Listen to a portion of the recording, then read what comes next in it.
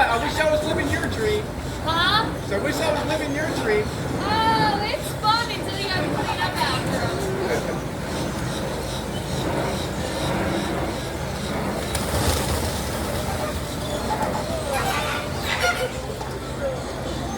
That's why we're so glad.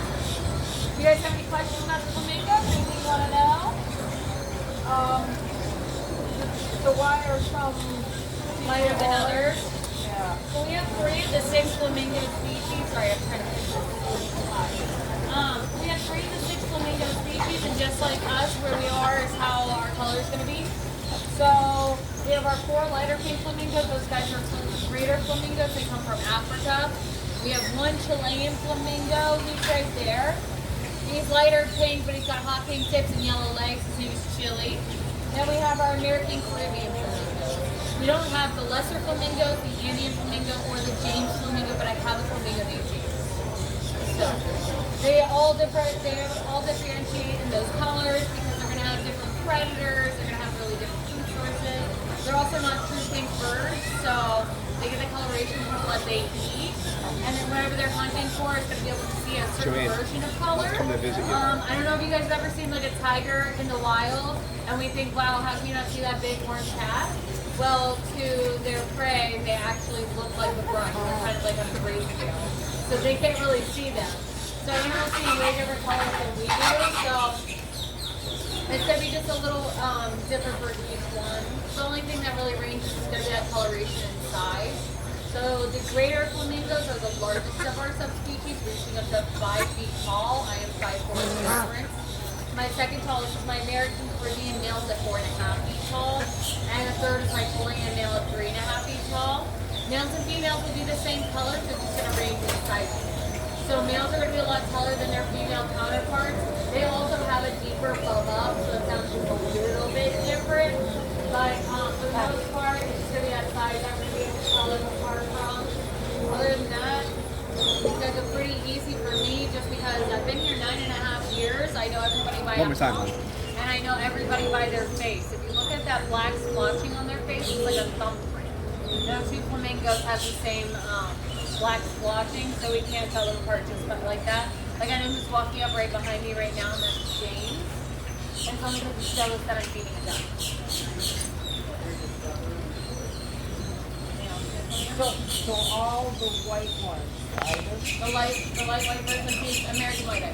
so they like they So we do a breed and release program from our aviary. So if you guys got a chance to go walk that full flight in aviary, you'll notice we have a lot of birds in there. A lot of black-crowned night herons right now, but we also have like a lot of ibis.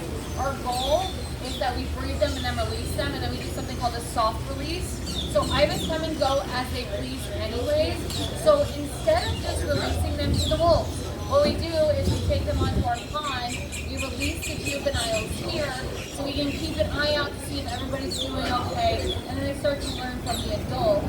And also we feed everybody on property, so that means these guys in front of you, this guy right here, any of the little songbirds we hop around, we do feed all of them. So everybody gets their own food. Flamingo's very impressive. This guy's blind one. His name is Crinkle. We love him. But flamingos just in general are amazing creatures. Because like if you look, they have a curved bill. They don't have teeth. They do have something called lamella. That lamella helps them to keep the food right in the middle of their mouth while the water goes out of the other side.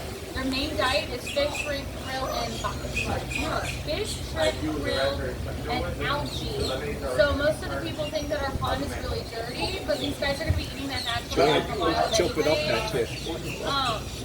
So we just allow them to forage for their own food, or we'll throw them all of that freeze-dried into one tiny pellet. They also have something called see-through nares. Notice how I say nares and not nostrils. You can see right through them. So most birds cannot smell. So if you guys were ever racist children and never switch a baby bird, the mom will spell it on you and she'll never come back. Complete and utter lie. You could pick up, renest a baby bird. The mom's not going to be none the wiser. So we always suggest doing that first before you try to take it in. Then with our flamingos, they also have these long spindly necks. The long neck has 19 bones in it. They're going to use that to bring food from the mouth down to the stomach of the bird. They'll also use that long spindly neck to get a girlfriend or boyfriend. So if any of you guys are trying to get a keeping girlfriend or boyfriend, you put my flamingos in for that nice circle. It can guarantee 99% of the time it will work. The 1% turns to fall not there, so don't look behind them. I'm back to you if you wrong. Flamingos on my pond are non-flighted. There is a reason for it. We have a tram that runs every 30 minutes and we have a gator pit directly behind them. But flamingos are still considered non-migratory birds. So typically these guys live on something called an ancestral salt flat. They're going to stay there their whole lives unless there is anything like a hurricane, habitat, food loss, or a predator. But as soon as the conditions are good again, they're going to go right back. It's where they want to stay. We used to have about over 2,000 to 3,000 flamingos on the Florida Bay, and unfortunately, us as humans, we love to do things to scare things off and make their waters terribly horrible where they can't come back. We did have 20 flamingos flying from Mexico into sunny Tampa, Florida due to Hurricane Davia about 2 years ago. They stayed vacation went back home. There's only one that stayed left over. He's still there. And then fortunately, we've been actually keeping up with a lot of our habitats, and we're trying to get everything back to normal. We're trying to level out all of our populations, and not just that, we're trying to make everything to where all the animals can come back and have food. So in the past 3 to 4 months, we've had about 1,500 flamingos fly back into the Florida Bay. So we're very happy to say flamingos are making a comeback. We also have our own established flamboyants in the highly rated track. So we do have a lot of flamingos natively coming here. They have even been known to go as high as the Great Lakes, which is pretty crazy if you think about it. But there are a couple of adaptations that help them with that.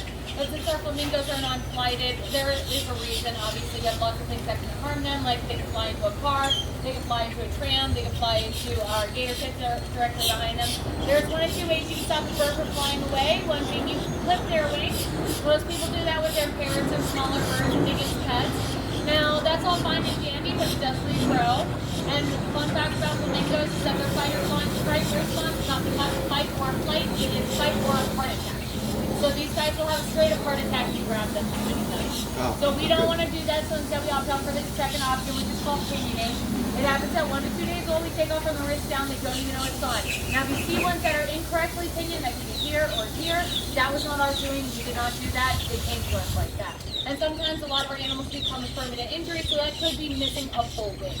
But with most of the ones that we have that were born and raised right here on property, those guys are going to be the ones with like little tiny tip missing. Now it doesn't mean that they can't catch a straight flight. It just means that it's going to take them a lot more. So they need a good gust of wind. So anytime we have like a hurricane that's anything over 70 miles per hour, we will actually fold these guys up and take them up to the lovely women's restroom. Now from there, we're going to leave them in there until that storm is over. As soon as that storm is over, I'm always on property. I will not leave these children. And honestly, I think this is the safest place I've ever been. So a lot of our enclosures are actually Cat 5 proof, so I feel safer here than anywhere else. So with that being said, as soon as that storm's over, I'm bringing them right back down here so they don't have to worry too much. And they do pretty well while they're up. It's just like grabbing them could be a little bit, but we've gotten it down to a science at this point. Only had to do it a couple of times. Then with my flamingos, so notice how I said they went as high as the Great Lakes. Okay? Yeah. So it's cold up there. It's not just like, ooh, nice and sunny down here, right? Yeah. Well, flamingo lakes can withstand 150 degrees and below freezing temperatures. They've actually been found in biochemical waste areas living their best lives. So they're basically the cockroaches of the sky, and unless you happen to grab them, then that's end of the road, and I totally relate to a flamingo. Now another thing is what you look at their long, beautiful legs. So those long, beautiful legs, since they can withstand very hot temperatures, there's other adaptations that help them as well. If you notice what looks like their knee is going backwards, what you are seeing is actually not the knee is close to the hip. What you are seeing is the ankle, or what we call the hock of the bird. Now that's going to help them to walk through the water easier and sit on top of their nest comfortably. And if you guys have seen the most iconic stance of a flamingo, that is that one beautiful leg. Well, I like to say that just like a woman, they keep 50% of their brains on at all times. So only off chance that a predator happens to come, all they have to do is put that foot down and take off into a flight. So they're basically ready to go. Now they really don't weigh that much. They can lift themselves all the way up, but when you have very long spindly legs, you can become a little bit clumsier. So if you're already standing, it makes a lot more sense. Now some of our flamingos, since they are very used to us, they will either sit on those hawks or they will sit all the way down. But that's because they really don't have much to worry about, and they know we'll take care of them. So they're a lot more comfortable here. But as you guys are walking around, a couple of things I do want you guys to notice today is one, that any of my animals that do not look injured, like James who came up here just a second ago, or any of my other animals that do not have permanent injuries, that is what we call a human imprinted animal. So that means somebody goes out of their way to hand feed or hand raise them. Now guys, I know we all love this Cinderella or Snow White moment. Trust me, I love it too. But I need everybody to remember that not everybody loves animals. It's hard to hear, I know, I get it. But not everybody loves animals, and what can happen is that these animals can start approaching humans. I always give the analogy of little Timmy walking up. Little Timmy doesn't have food and little Timmy gets bit. Now guys, a lot of animals can carry, especially any of our mammals, can carry rabies or distemper. Now what you have to do from there is you now have to go get a shot after that. Guys, it is, I believe they brought it down to 3, but whenever the last time I had to get it was 4.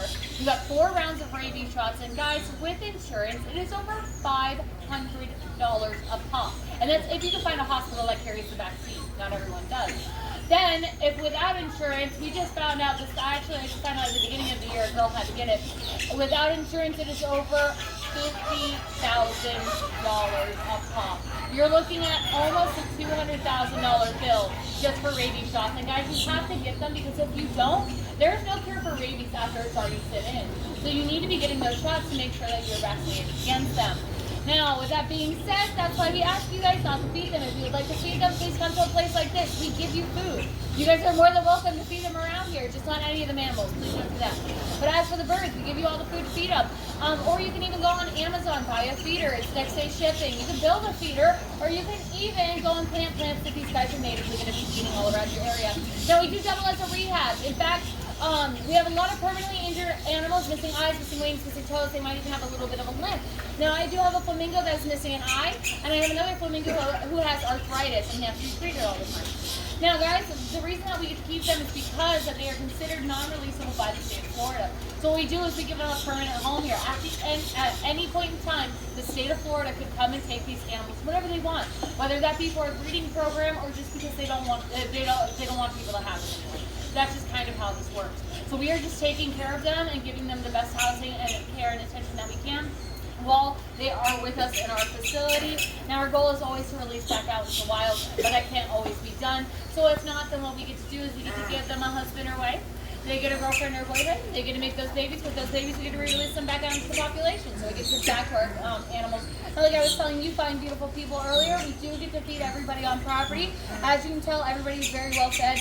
Nobody is thin here. As you can tell with my 30-pound dog. Nobody is thin here. We do make sure that everybody is very well taken care of. So thank you guys for coming out. In the next 16 minutes, because I went over my time, there's going to be an otter talk. And that otter talk is he's down that path. You're going to look at my bobcat. You're going to look at my gators. You're going to look at my turtle, my tortoises. And then you're going to get straight to that otter enclosure. And then my friend Alyssa's going to be over there giving you guys some information about that. So thank you guys for coming out and supporting the gardens. A lot of the funds that you guys do bring in here do go back to our animals. So we greatly appreciate y'all walking through these stores because it does help us out. Thank you. Thank you. You're welcome.